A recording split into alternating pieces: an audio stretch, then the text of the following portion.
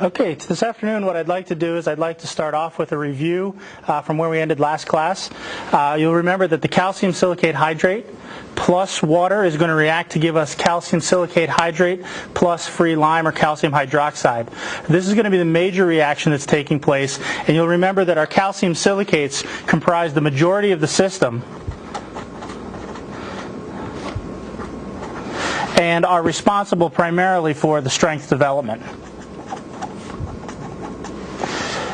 We'll also have a reaction that's taking place between our calcium aluminates, our gypsum phase, and water that's going to lead to ettringite. This reaction is going to take place very rapidly, so rapidly that we're actually going to use the gypsum to slow the overall process down, but this reaction doesn't lead to an overall strength development, significant strength development in the overall system. The other thing that we'll remember is that we could use the heat that's released by the system to track the extent of reaction that's taking place. And if we plotted the heat that's released versus the time, we would notice that a typical curve would look something like this with 5 distinct phases. The first phase is essentially going to happen when the cement goes directly into contact with the water. There's going to be a heat that's given off due to wetting. We then have the second period, or the second phase, which is the dormant phase, which is essentially the time that enables the concrete to be transported to the construction site. This is while the concrete is fluid, but it's in the process of being transported. At some point along the way, we are going to see an initial or a rapid rise in the heat that's developed, or the heat that's being liberated in the system. The concrete will begin to stiffen up, and we'll have initial set right around this period here where the system starts to solidify, where we will start to see a rapid heat release while the system is undergoing a very fast reaction. At the top of this peak, or toward the top of this peak, we will see a region of final set where all of a sudden the concrete is basically done. The concrete is now a hardened material. For the remainder of the life of the concrete, it will continue to hydrate. We will continue to have a reaction, but it'll be a much slower process where we'll see the deceleration period, region 4, and we will see the steady state period, region 5. Today what we'd like to do is we'd like to take a little bit of a step further, and we'd like to move out past just the hydration reaction. And what we'd like to actually do is move on into the structure of our overall concrete. So in order to do that, what I'd like to do is I'd like to switch over to our PowerPoint slides.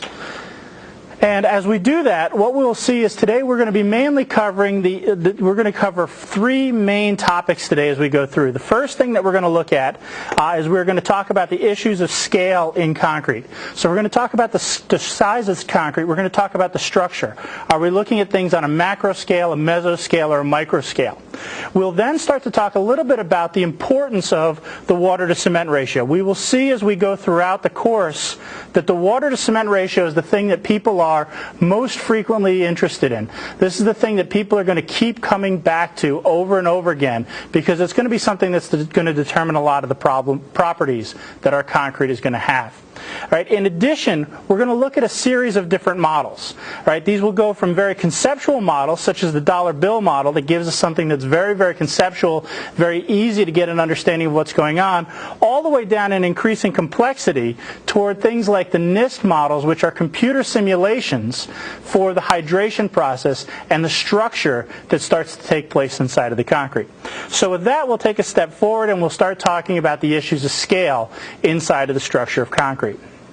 Now, when we start to talk about this question of scale, we're really going to focus in on 3 main length scales at the current time. We're going to focus in on the macro scale, right, which tends to be the size of concrete that we typically see when we're in the field. All right, so for example, we may be looking at this particular element, which is a bridge element, where the concrete will be looked at on a meter or foot long length scale. When we start to look at it on the structural scale or the meter long scale, the concrete is going to look to us like one homogeneous material. It's going to look like a consistent material that doesn't have a distinction between the aggregates and the paste. It's going to be one continuous material, and we're typically going to describe the material using a single value for each of these properties. So what do I mean by that? We may describe the overall elastic modulus of concrete as a single value. We may say that it has a compressive strength of 5,000 psi. This is because we're going to treat the entire concrete material as just a solid structure. All right, we're going to consider this as one homogeneous solid mass because we're on a large enough length scale that it doesn't make sense to make distinctions between what is the glue and what is the overall aggregate in the system. We're going to consider it to be one mass of a homogeneous material. This is typically done on a structural level, and in fact you will see this in almost all the design of pavements, the design of buildings. Concrete will be looked at as on a structural level. The second scale that we'll look at, we will zoom in a little bit into concrete, and we'll look at it on the mesoscale. All right, and this is taking sort of a step a little bit closer, not necessarily looking at concrete on the meter-long scale, but looking at it rather on a centimeter or millimeter-long scale. You'll remember early on in the semester we took a slice of concrete, we cut it apart, and we looked in, and we could see these regions where we saw the aggregate and we saw the paste phase. Right? In this particular system, we are going to be able to consider the concrete to be either a two-phase or a three-phase system. So if we took this actual picture and we segmented it to identify just the paste or just the aggregate, we would have an image that looks something like this. In the white region in that picture that you'll see here that's being colored in right now, we would have the paste phase of the overall system. In the darker region, that would simply be the aggregate phase of the system. And occasionally you'll hear people talk about this not being a two-phase system, but being a three-phase system, where all of a sudden they consider a different property as you look at the interface between the paste and the aggregates. So now we're looking at this scale, and why would we want to start to consider the concrete on a different scale than the macro scale? Well, the benefit of doing it on the mesoscale is now all of a sudden we can start to treat the concrete as a composite. We can start to describe the behavior of the concrete by looking at the properties of each one of the phases. So now we can start to say, if we know the elastic modulus of the aggregate, and we know the elastic modulus of the paste, and we know the volume fractions or the area fractions of each of the materials, we can compute an overall modulus of the composite material by using an equation that relates the different components. So we can say that the modulus of the composite is a function of the modulus of the aggregate, the modulus of the paste, and the volume fractions of each of the materials. And this is going to be typically done at a materials level. So for example, when the Trump Tower was designed, they're looking at making the concrete stiffer. One of the ways that you can make the concrete have a higher elastic modulus is to increase the elastic modulus of the aggregate. When we look at it at the mesoscale, we're basically going to consider it as only a two-phase or a three-phase material. If we burrow even further into the concrete, what we will actually see is that concrete, much like our friend SpongeBob, all right, is a porous material. All right, this means that just like a sponge, right, the concrete will have holes, the concrete will have openings, and water will be able to go in and out of that particular concrete. We will see as we start to go through this that the pores, or the porosity, are the most important property that's really going to dictate everything that we see happening in the overall concrete. So if we look at the image on the left-hand side, what we'll notice is that there are darker images, and these darker spaces are essentially holes or pores or open space in the system. We'll see sort of a medium gray color, which in this particular picture tends to be the aggregate or the sand particles, and then we'll see sort of this mushy grayish mass. That mushy grayish mass is actually a portion of that glue. And there will be two different types of mushy gray mass. We'll see sort of a solid mass that we can see over here where it's a little bit more dense, although it still has pores in it. And then we'll see the region that's shown by this picture right here, which I've zoomed in on, where we can all of a sudden start to see that there is a substantial amount of porosity, open pore space in the picture on the right, even though concrete is a solid material. So even though we've got a solid, we have openings where there's pore space, and we have solid material in that picture. Right, now this starts to give us a little bit of a better idea of why concrete is going to undergo, or why concrete is going to exhibit some of the behaviors that it exhibits when we look at it in the field. Why does it absorb water? Why does it give off water? Basically, it's a porous material, and water is going to flow in and out of this pore structure. All right, just like a Bounty paper towel, water is going to be flowing in and out of the system. Right? If we start to look at the concrete, looking at this scanning electron microscope image, right, and we start to look at this on the micron scale or the micro scale, right, what we can basically do is we can see that the concrete, even though before we assumed that the paste was a homogeneous phase, we can see now that the paste isn't necessarily homogeneous. Right? What we can start to see is that the paste, when you start to look at it, has very distinct regions. To give you a little bit of a scale reference, the scale bar that I've shown here at the bottom, the 25 micron scale bar, that's about a third of the width of the human hair. Human hair is typically about 70 microns. Right? So this little yellow line is about a third the width of a hair. If we look at concrete, when we zoom in that close, what we'll see is a few distinct regions that are popping up. We'll see these bright white regions, which are unhydrated cement. This is the gray cement powder that hasn't reacted yet. We'll see the dark spaces, which are the pores that we were talking about a little bit earlier. And then we'll see this gray mushy mass. We'll see solid regions of the mass that are forming right here, and we will see more open regions of the gray mass that are forming out here. Both of these contain a substantial amount of porosity. Now, when we look at the paste at this particular length scale, it is obviously going to be heterogeneous with many phases and porosity that we need to describe. Now, the reason this is important is because when we start to try to describe the behavior of the overall system, we can start to say that some of the properties are going to be directly related to the porosity. For example, one of the most fundamental relationships is that the strength of that particular paste is going to be related to some constant, typically times the cubic volume of the pores that are in the overall system. Right? So when we talk about concrete on the micro scale, we're looking at the paste being heterogeneous. This is typically done on a microscopic level, typically using a scanning electron microscope. And we're typically going to be looking here mostly at the pores, because the pores are going to dictate the overall behavior. So as an example of this, we can look at the graph on the right-hand side, and this is data that's taken out of Power's work from the 1930s, where we can basically see that the compressive cube strength of the concrete is plotted on the y-axis. We can see along the x-axis we basically have a measure of the porosity of the system. All right, it's the capillary porosity, or the porosity divided by the total volume of the system. So if the entire system was a pore, it was essentially air, we would have zero strength. If the system was very, very solid, the strength would be incredibly high. And what we can see is the relationship that I just mentioned before, that the strength of the particular concrete is going to be related to a constant times the cube of the overall volume. Now, this is really nothing new. This is the same type of thing that's seen in many other porous materials. Right? Like in our intro materials class at the sophomore level, we can see that the material's behavior is controlled by defects or porosity.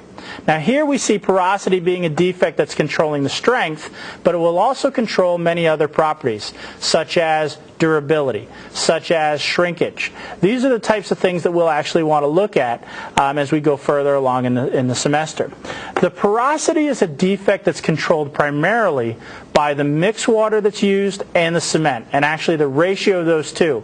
So as we keep hearing the water to cement ratio over and over again as we go through the course, that is synonymous with us getting an indication of what the porosity of the system looks like.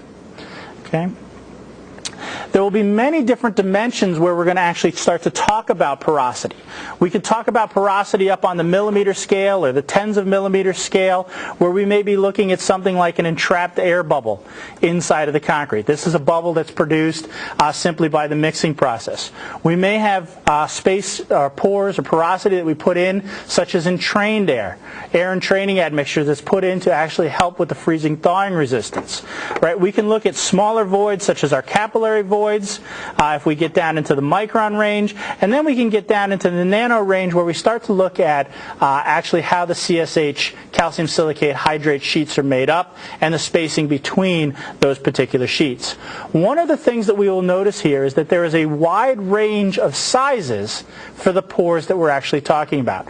We're going from something on the order of centimeters down to something on the order of nanometers. So we're covering several orders of magnitude with the types of pores that are important for the performance of concrete. All right, so now that gives us a little bit of an introduction on some of the issues as we relate to concrete scale. We talked about macro, where the whole system is considered homogeneous. We talked about meso, where we basically consider it to be a two-phase or a three-phase system. All right, the two-phase system is going to be the paste and the aggregates. If we add in the third phase, it's going to be the interfacial transition zone between the paste and the aggregates. And the final scale that we looked at is the smallest of all scales. This is the micro scale, where we start to really look at the properties of the paste itself and how the paste is actually structured and made up. Right. The second thing we want to start to look at is get a little bit better of an idea of this importance of the water to cement ratio. And one of the things that I really want to point out is this is a ratio that's determined on a mass basis. As we go through the rest of this lecture, we're going to start to be talking about volumes because, as I've said before, engineers like to think in terms of volumes. But on the production side, we're typically going to be talking about things in terms of weights or masses. Right? So what does the water to cement ratio mean? It's simply going to be the ratio of water divided by the cement. So if we took the weight of the water, we divide that by the weight of the cement, that's our simple water to cement ratio that we want to use. All right, it's going to be the mass of these two materials. It gives us a first indication of the quality of the concrete that we may be dealing with. All right, so if we wanted to take this and we wanted to look at it as an example, you could say, how good is my ice cream sundae? Well, I'm going to use a ratio of how much whipped cream I have to ice cream. If I have no whipped cream, it's basically solid ice cream. All right, we could use something that's very similar when we start to talk about concrete. We're looking at the ratio of water to cement, and that's going to give us an indication, remember, of the porosity. It's going to give us an indirect measure of porosity. It's the simplest way to get an assessment of porosity, which is why so many people are going to want to use this. Right. Now, as you'll remember, I've just made mention of the fact that we want to start talking about this in terms of mass. You may remember making a concrete sidewalk or making something at home. You may have done it with a parent. You may have done it with grandpa. You may have done just simple concrete mixing around the house, where you took a bucket of cement, a bucket of sand, 2 buckets of stone, and a bucket of water and mixed these together. This is really a volumetric way of assembling materials. Volumes are somewhat easy to do, all right, when you do it in this particular order where you would just simply combine buckets or shovelfuls, but they're not necessarily the way that's going to be the most commonly used in commercial applications. More commonly, we're going to use weights because they are going to be much more accurate, and they're also going to enable us to move at a much faster pace of actually batching the materials together. So as I've mentioned before, the water to cement ratio that we're going to talk about now, and what's almost exclusively used in the field today, is a mass or a weight ratio. All right, even though the rest of the lecture I'm going to talk about the volumes of these particular materials. So the water to cement ratio is based on mass. And what I want to do now is I want to start to move to giving us some ideas, or to give us a look at what are some of the different types of models that we could have for what this system starts to look like when it starts to come together. The first model I'm going to consider is a very simple model. It's a dollar bill model. It's been taken from the literature from Ken Hover. And this is a very simple conceptual model. All right? You will notice from slide 7 that our paste doesn't look very homogeneous. All right? You will notice that there is pore space inside of the system. I am going to make some very broad, sweeping approximations and generalizations here. I want to get some of the main points across of what we're looking at. All right? First, I'm going to assume that the cement has a relatively regular shape. I'm going to secondly assume that the structure is relatively uniform throughout. Now, I'm not saying that this is exactly what the structure of the paste looks like. I'm trying to give us a relative idea of the types of pore space, the relative volumes of pore space that we're dealing with in different types of concrete. So if we start off, we could, with the dollar bill model, we could take a very simple type of approach, and we could take a dollar bill, and if we measured a dollar bill very carefully, we would find out that it is roughly 66 millimeters high, 157 millimeters long. Right? We could also use pennies for our particular approximation here, and the typical penny has a diameter of 19 millimeters. Now, what I want to do is I want to say that the dollar bill represents the entire volume of the system. the pennies are going to represent the volume that's occupied by cement, and the leftover space is going to be the volume that's occupied by water. So if we take this a step further, all right, we can look here at the physical model. We can say that we've got the dollar bill, which represents the overall volume of the system. We can start to bring in the pennies now. And the pennies represent the volume of the system that's taken up by cement. So we can convert those pennies over into cement particles. The remaining space, the leftover space, is going to be the water that's in the overall system. And what I'd like you to do is take a second and think about what our typical concretes look like. How much pore space is there in a typical concrete system? All right? So how many pennies on a dollar are going to represent a typical concrete that's coming from a ready-mix supplier? So having nothing better to do one afternoon, I sat around making some of these models, putting different amounts of pennies on top of the dollar bills. And what we'll see is we have a system up here where we've got 9 pennies, we've got 11 pennies in the second system, we've got 14 pennies in the third system, 17 pennies in the fourth system, 21 pennies, and 27 pennies. And which of these do we think looks most like the concrete that we're going to get from a ready-mix producer? Well, if we go a step further, what we can see is 14 pennies represents a water-to-cement ratio of about 0.51. And this may be a fairly typical concrete, fairly high-quality concrete that may be going into a residential application, maybe a fairly low-quality concrete going into an infrastructure-type project. Here we can see something that might be a more high-performance concrete. This would be 17 pennies, and this is about a 0.37 water-to-cement ratio. And this would be a fairly low water-to-cement ratio used in a commercial type of application. So what are we trying to get across with this picture? Well, what I would say here is even though we may have a system that might be a fairly good system for an infrastructure application or a fairly low water-to-cement ratio, you can still see that there's a tremendous amount of pore space, a tremendous volume of pore space that still exists inside the overall system. So even though we consider concrete to be a solid, the pore volume in the system is going to be very, very large, right? Here is a very simple plot, and this comes out of the old version of the ACI code. All right, this is a simple plot. I don't want you to get focused in on all of the details. What I want you to look at is the compressive strength of the concrete. All right, here you can see the compressive strength in whatever units work best for you. We've got it in megapascals, we've got it in PSI. And what we can see is that there used to be in the older versions of the code a direct relationship between the compressive strength and the water-to-cement ratio that we might have in the system. So as the compressive strength increases, we would expect the system to need to become more solid. We would expect the water-to-cement ratio to decrease, which is exactly what it does. And it goes relatively in that range that I was mentioning. We'll see something in about a 0.67 region up at the top for a very low-strength concrete. As we get into a more moderate-strength concrete, we'll see the water-to-cement ratio dropping down to that 0.37, 0.4 range that we talked about before. Right? So our water-to-cement ratios are going to be much closer. They're going to vary in the range that I had mentioned before, typically from about 0.35 up to about 0.6 or so for most of the applications that we're looking at. Right? The second type of model that I want to look at is a little bit more sophisticated from the dollar bill model. All right? But what I'm going to do is I'm going to make a very simple assumption here, and I'm going to say that this is lightly quantitative. Right? And the reason I'm going to say that this is lightly quantitative is because I'm going to make a major assumption on the reaction that's taking place in the overall system. And I want to use this model to take us one step further.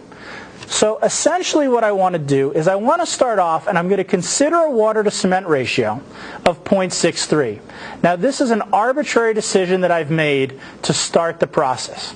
All right, I've chosen this so that some of the numbers work out to be relatively even. We could have assumed any water-to-cement ratio we want, and at the end of this, you'll see that I'll do the calculation with different water-to-cement ratios. But I'm going to start off just arbitrarily selecting a water-to-cement ratio of 0.63. Once I've selected that water to cement ratio of 0.63, the next step in the process is I want to start off with a cubic foot of cement. So if I could picture taking a box that's a foot wide, a foot deep, a foot tall, and filling that up with cement, that would be what I would have on the right-hand side of this diagram. I would have a box a foot by a foot by a foot that is filled with dry cement powder. With a water to cement ratio of 0.63, a box of cement that's a foot by a foot by a foot, I could now weigh that box of cement, and what I would find out is that that box of cement would weigh 196 pounds. So a cubic foot of cement is going to weigh 196 pounds. By knowing that it weighs 196 pounds and having a water to cement ratio of 0.63, I can now start to compute how much water I would have in the overall system.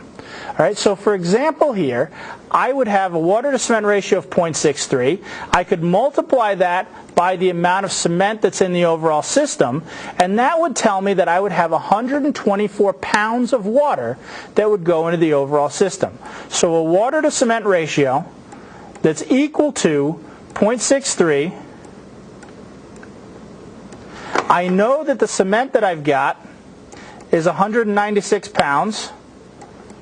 And what I would need to do is I would need to solve for the water that's in the overall system. If I rearrange this, I would find out that the water is going to be 124 pounds. Now the next step in this process is to say how much volume does 124 pounds of water take up? All right? 124 pounds of water is approximately 2 cubic feet. Right? So very simply, I start off the system making an arbitrary assumption of 0.63 on my water to cement ratio. I'm going to have 1 cubic foot of cement, a foot by a foot by a foot of cement, and I'm going to have 2 cubic feet of water, a box that would be 2 feet tall, 1 foot wide, 1 foot deep. The next step that I want to do is I want to actually start to mix these two systems together. So I'm going to take the cement, I'm going to add it to the water, and initially, before any of the mixing would take place, I would have a system that looks like this. I would have a system that has water, 2 cubic feet of water. I would have a system that has 1 cubic foot of cement. If I mix that together and allowed the system enough time, several years to completely hydrate, what I would end up doing is I would end up hydrating the system. Before I do this, though, I want to make a very simple assumption. And this assumption is going to be argued. This assumption isn't necessarily accurate, and we'll see as we go through the next few lectures that we're going to refine this a little bit. But amongst friends to start off, we're going to assume that 1 volume of water is going to react with 1 volume of cement powder. Right? So what does this mean? This means if we go forward and I allow the system to completely hydrate, to go, let's say, several years, and we assume that the system completely hydrates, at the end of the process, when all the cement is consumed, we would have the 1 volume of cement that's reacted with our 1 volume of water to produce our volume here that is the overall hydrated product. This is the overall cement paste, right? This is the cement paste that's in the system. What we would notice, though, is we have an extra volume of water that wasn't needed. And sometimes you'll hear this referred to as water of convenience. Right? This is water that's added typically on site, or water that's added to allow the concrete to flow more easily, allow the concrete to be mixed and placed in a slightly easier fashion. What I would mention here is that this water hasn't participated in the reaction. This is going to be leftover water, and that leftover water is going to become a part of the overall structure. And the part of the structure that this is going to take on is this is going to be our porosity. So now we can start to see the fundamental relationship that exists between water to cement ratio and porosity. If we take this a step further, we can use this type of reasoning or this type of modeling to look at several different water to cement ratios. So what I've done here is I've done exactly the same thing that we've done before. I've taken a uniform volume of cement. I've reacted that with different volumes of water, and I've done this for different water to cement ratios. So I started off with a water to cement ratio on the left-hand side of 0.7. I've worked my way all the way over to a water to cement ratio of 0.32. All right, and what you can see is the system, when the hydration reaction is completely finished, you will notice that at the 0.7 system, we have about 37% of the volume being this leftover water, this porosity in the system. As we drop our water to cement ratio down, as we move toward the right, you will notice that this volume of the porosity decreases substantially. So the main conclusion that we want to walk away with here is that a lower water to cement ratio has a lower porosity. Right, now we are going to correct this as we go into different models, and we're going to refine this a little bit, but this gives us a good conceptual illustration of the fact that a higher water to cement ratio has too much water in the system. That water runs out of cement to react with, and we're left with apparent porosity, right, that we would need to account for in our overall calculations.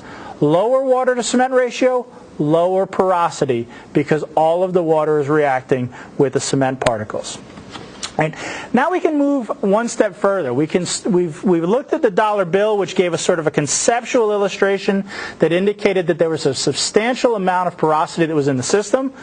We then started to look at the model that basically talked about an equal volume of cement reacting with water, and we used this to conceptually illustrate why water to cement ratio is important for the overall properties of the system.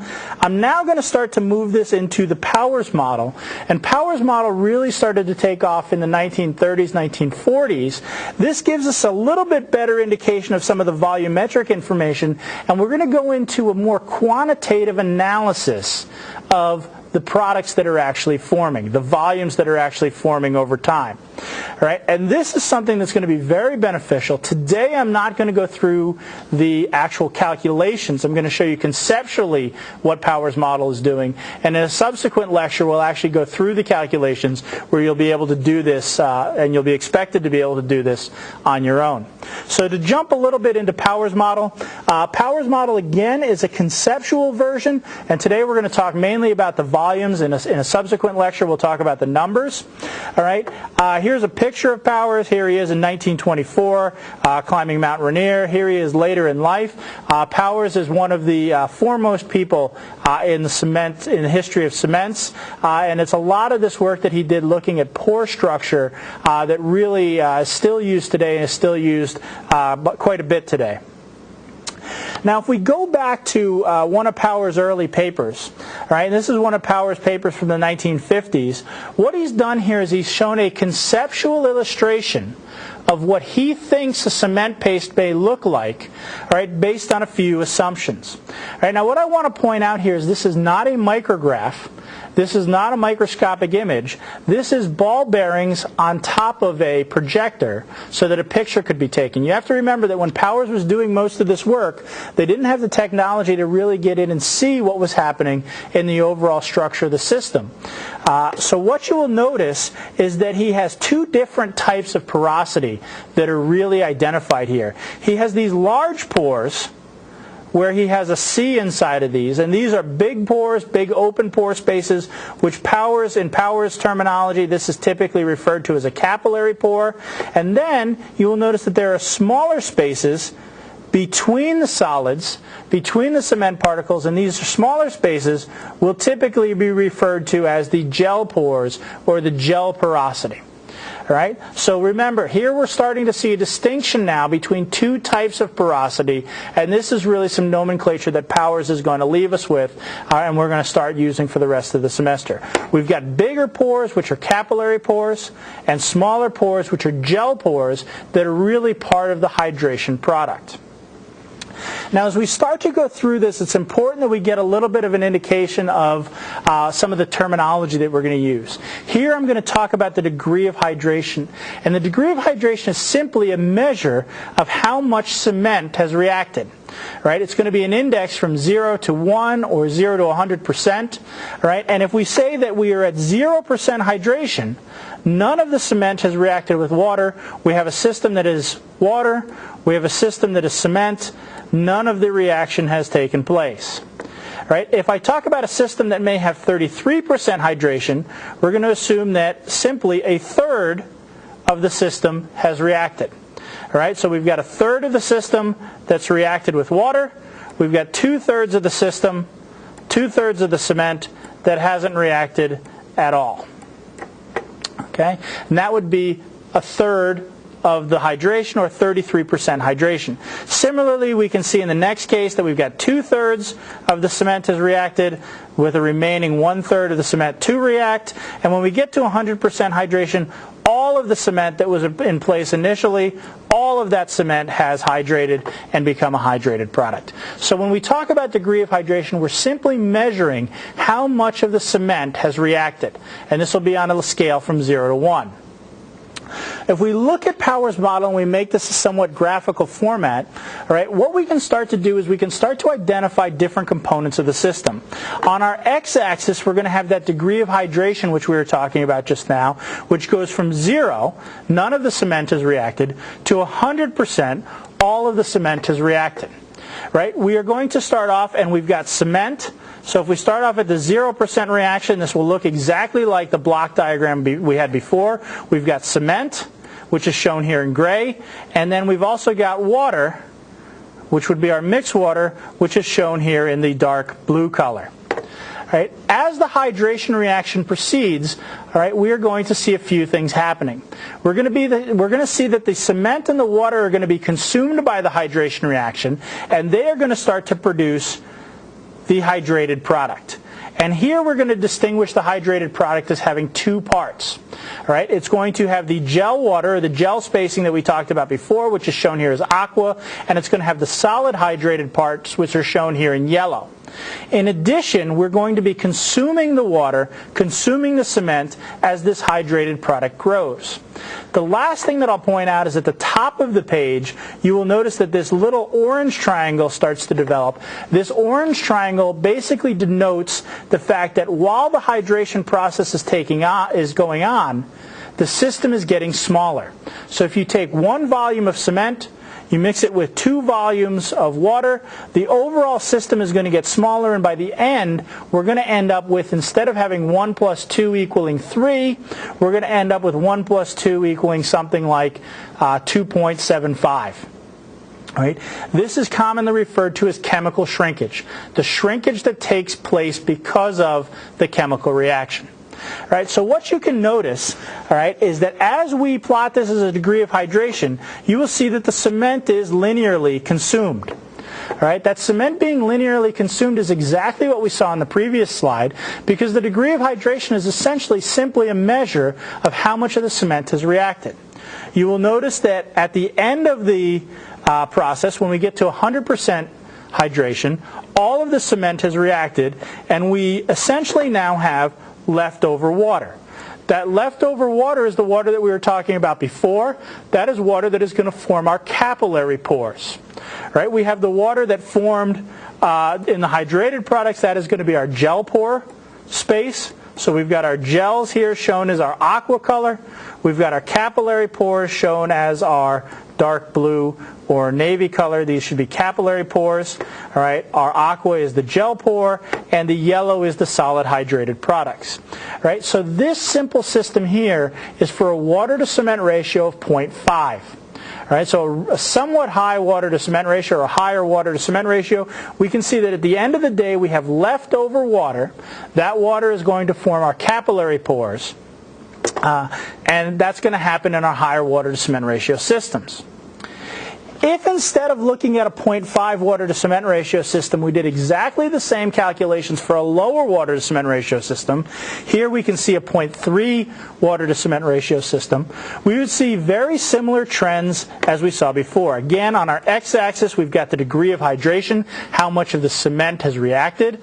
On our y-axis, we've got the relative volumes of the different materials. So initially, we start out with a particular component of our cement. We start out with our mixing water here being shown again in the navy color. And what we can see is as the hydration reaction proceeds, it's exactly the same as what we saw before. The cement is going to be consumed. So the cement is going to be depleted as the degree of hydration continues. The capillary water or the mixing water is going to be depleted as the hydration reaction continues. And then what we're going to see is we're going to see that the hydration products are going to grow. The amount of water that is in those hydrated products in gel water is going to grow as a function of time. And we're going to see that we have capillary shrinkage with the overall system shrinking. One of the biggest distinctions that we'll see between this particular graph and what we saw in the previous graph, all right, is that when we reach a certain point, in this particular case it happens to be about 70% hydration, but it's going to vary depending upon the water to cement ratio, we run out of water. So all of a sudden we get to this point at about 70% hydration where there's no leftover water, there's no capillary water in the system. When there's no more water in the system, the hydration reaction can no longer proceed, and we see that the hydration reaction is going to cease. It stops. Right now, at the bottom of this graph, what we will see is that we have leftover cement. All right, this leftover cement will not react in a sealed system. So this leftover cement is going to essentially act as an expensive aggregate inside of our overall system. There's not going to be water, if it's a sealed case, for that cement to react, and we're going to have leftover cement. So what we can actually do is we can take this model and we can go one step further. All right, and we can start to look at what happens when we've got the volumes of the system plotted as a function of the water to cement ratio. So the graph I've shown here is initially, before any hydration takes place. Right? What is the relative volume of the cement, which is shown here in our gray color, and our blue, which is our mixing water. And as we would expect, as the water to cement ratio increases, we would expect to have more water in the overall system. You can see when the water to cement ratio is 0, there's no water, it's all cement, and that makes complete sense. All right, as we increase the water to cement ratio, the volume of the water increases. All right, the volume of the cement is going to be decreasing proportionally. All right, and you will notice here that when we have a water to cement ratio of 1, we have a substantial volume of water. All right, because our water is going to be much less dense than our cement paste, all right, or our cement, dried cement products, all right, and then we're going to have a smaller volume of our overall cement. Now, if we start to hydrate the system and we take the system all the way to complete hydration, we will get a very different picture here. Right? What you can notice is that on our y-axis we still have the volume, on our x-axis we still have the water to cement ratio, and what you will see starting to come into this picture is the volumes of materials that are produced or left over when the system is completely hydrated. You will see that in our low water to cement ratio systems we have leftover cement. This is the cement that we were talking about with our 0.3 case, where we ran out of water and that cement couldn't hydrate anymore. So we had that leftover cement, that cement that was basically playing the part of an aggregate in the system. That's what's represented by this grayish volume here. You'll remember that we had our chemical shrinkage, which is shown up here at the top of the graph as our orange portion of the graph here. This is the reduction in volume that's taken place just because of the reaction between the cement and water. You'll notice that the leftover water, which is shown here as our navy blue, is our capillary water. This is our leftover water, our capillary porosity, and as we saw in our earlier models, as the water to cement ratio increases, our capillary porosity increases substantially as well. And then you will see our hydrated products in yellow, and the water that's gone into the hydrated products in the gel pores, again being shown here in the aqua type color. Right? Now this graph starts to give us an indication of some of the things that we're going to be talking about as we go through the rest of the semester. Right? This graph starts to identify a few points that we'll see popping up when we start to talk about mixture proportioning and mixture designing. Right? There's a very, very crucial point that we can see on this graph. Right? And if we look really closely, we can see that at a water to cement ratio of 0.42, we see that there's something that's very distinct that happens. Our 0.42 is basically the distinction between where we have leftover capillary water, because below that point we don't have leftover capillary water. And if we go to a lower water to cement ratio, we run out of capillary water, but we have extra cement. All right, so if we think about this, we can say that our 0.42 water to cement ratio is kind of a magical point on this particular graph. Above a water to cement ratio of 0.42, we have a substantial amount of extra porosity, and that porosity is going to be the big porosity that we've referred to as capillary porosity. Below a water to cement ratio of 0.42, we're going to see that we have this excess of cement that's shown here on the left-hand side of the diagram. So we have excess cement that's not going to react in a sealed system. All right, so this takes us a step further, where all of a sudden now we can start to quantify the different types of volumes, not necessarily just the capillary water and the cement, but we can also get an indication of the hydrated products. Right? We can also do this at different degrees of hydration. So up to this point, I've just shown you 0% and 100% hydration, but we could stop this process anywhere in between, and what I've shown here is what the system looks like when 50% of the system is hydrated. In the particular cements that we'll be talking about this semester, this is going to be somewhere between 12 and let's say 24 hours is something that's about 50% hydrated. Right. The final thing that I'll mention here very briefly are some of the most sophisticated models that are coming up right now. So while Power's model was developed in the 1930s, 1940s, and while it's simple to use, we'll have some calculations that we'll actually do in a subsequent lecture. You'll have some homeworks on this. This is the type of thing that could be worked out with a pencil, paper, slide rule, or a calculator if you were fortunate enough to have one. The next step forward in really looking at these models is really modeling that's been going on at the National Institute of Standards and Technology. And this is work that's really been driven by Ed Garbozzi and Dale Bentz, really looking at the structure of cement paste in a different way. All right, what they've been trying to do is they've been trying to look at developing models with even more detail that really simulates the hydration process and really adds in a component of what the spatial distribution of these particles are. What you'll notice in the previous models that we've looked at is we're really just calculating the overall volume of the pores. In these models, we'll actually start to see that we have the spatial distribution of that porosity, and they're really looking at the individual phases that are reacting. So here is an early one of the NIST models. This will be something that you'll be doing for a homework assignment, and I'll talk a little bit more about this later on. But basically, the overall approach was very simple here. They used tricalcium silicate, and they allowed it to react with water, and you'll actually see the cement particles growing. They have moved forward from that over the last 20 years, and what you will see is a program called SemHyd 3D that we'll be talking about quite a bit as we go through the semester. SemHyd 3D here shows the cement particles, and we will see that the cement particles now are going to be distinguished based on their chemistry. So initially we will see that the red represents a C3S, the aqua color is a C2S, the grayish color here may be a gypsum, and then we'll see the green being our C3A and yellow being our C4AF. Now this is what the structure looks like before hydration takes place. This is a 0.3 water to cement ratio. The black is the porosity or the water that's in the overall system. Right? Again, as we saw before, you will notice that as we compare a 0.3 water to cement ratio system and a 0.6 ratio system, you will notice there's a lot more dark background in the 0.6 case. That darker background is essentially more mixed water and is going to lead to more porosity. If we take our 0.3 water to cement ratio system and we start to hydrate the system, what you will start to see is a lot of that porosity starts to fill in, and that porosity is going to fill in with our calcium silicate hydrate, and there's a series of rules that are going to be automated in the computer program to allow this to happen, and we will pick up on this in a later lecture. So what I want to do is I want to go into a summary here, and I want to talk a little bit about some of the main things that we've talked about.